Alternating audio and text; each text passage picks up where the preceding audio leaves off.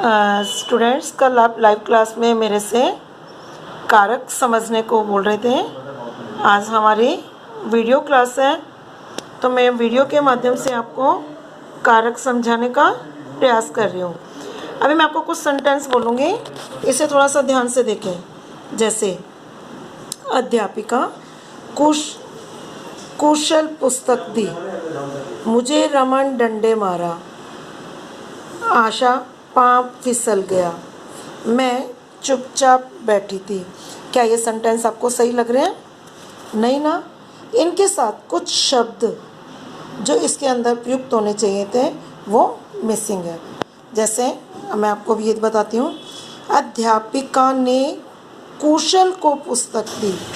यहाँ था अध्यापिका कुशल पुस्तक दी, प्रॉपर नहीं था। प्रॉपर कैसे बना? जहाँ हमने कारक की विभक्ति यूज़ की। अध्यापिका ने कुशल को पुस्तक दी, ने और को विभक्ति हमने इसमें ऐड की, तो हमारा ये सेंटेंस कंप्लीट होता है, अपना पूर्ण अर्थ प्रदान करता है।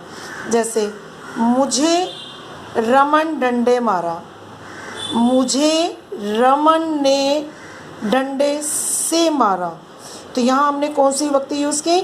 ने और से। ऐसे ही एक मैंने आपको बोला था, आशा पाँव फिसल गया, तो सेंटेंस क्या बनेगा? आशा का पाँव फिसल गया। तो यहाँ कौन सी विभक्ति का यूज़ किया है? का। उपयुक्त वाक्यों में का जो है, का वाले जो वाक्य हैं मैंने पहले पढ़े, वो निरर्थक है, क्योंकि वहाँ पर हमने विभक्तियों का प्रयोग नहीं किया है।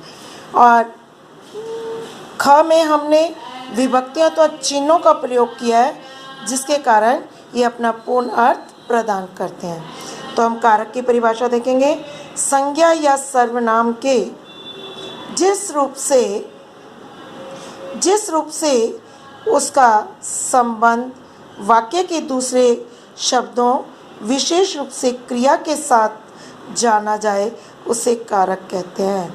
अर्थात संज्ञा सर्वनाम के यानी उनका जो रूप है, उस रूप का संबंध वाक्य के दूसरे शब्दों के साथ, विशेष रूप से क्रिया के साथ क्या है, ये जानने के लिए जिन शब्दों का हम प्रयोग करते हैं उसे हम कारक कहते हैं।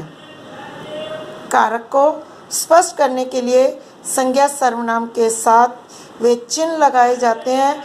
वो चिन्ह विभक्ति अथवा परसर्ग कहलाते हैं। अर्थात कारक की जो विभक्तियाँ होती हैं उन्हें हम परसर्ग भी कहते हैं। अब कारक के 8 भेद होते हैं। पहला कर्ता कारक, कर्म कारक, करण कारक, संप्रदान कारक, अपादान कारक, अधिकरण कारक और लास्ट संबोधन कारक।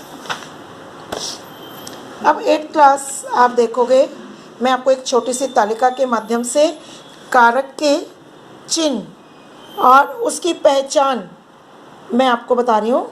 अब देखो,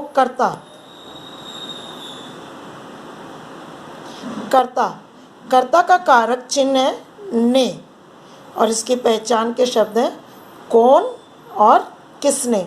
देखो, मैंने हर एक चीज़ में आपको पद परिचय कराते हुए सबकी पहचान के माध्यम से आपको समझाने की कोशिश की थी। क्रिया विशेषण के भेदों को भी, विशेषण के सर्वनाम, उसी तरह कारक की पहचान के लिए कर्ता का चिन्ह होता है ने, और इसकी पहचान होती है कौन किसने। कर्म का है को, और किसे क्या और किसको। करण का चिन्ह है से और के द्वारा, किससे किसके द्वारा इसकी पहचान है। संप्रदान के लिए और को, अर्थात पहचान इसकी क्या होगी? किसके लिए और किसको। अपादान का मतलब होता है अलग होने के अर्थ में। से विभक्ति होती है, चिन्ह होता है इसका, और कहाँ से इसकी पहचान है। ऐसे ही संबंध का के की, रा रे री, तो किसका किससे किसको। और अधिकरण में पर, यानी किस में किस पर, और संबोधन हे अरे।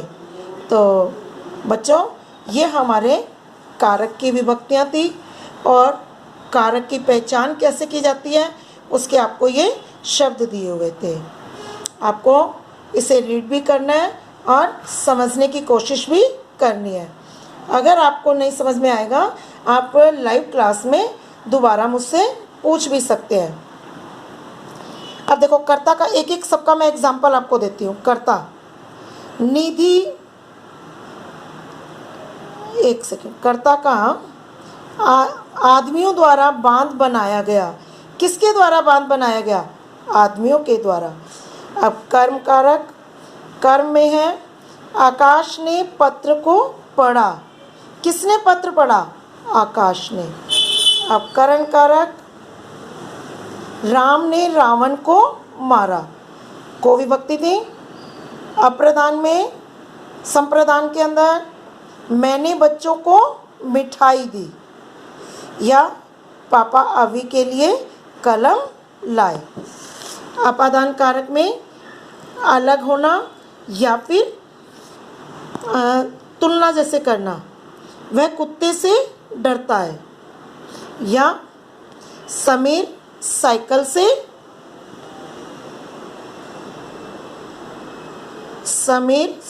से गिर गया। इसके बाद संबंध कारक में फिर अधिकरण कारक, और अधिकरण कारक में होता है में और पर, लास्ट आता है हमारा संबोधन। जैसे अरे लड़के, मेरी साइकिल कहाँ ले जा रहा है। तो 7th क्लास ये सभी कारक के एक एक भेद थे। अब आपको इसे पूरी तरह से अच्छे से रीड करना है।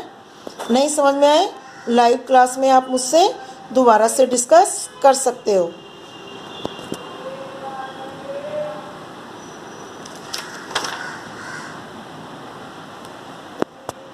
थैंक्स।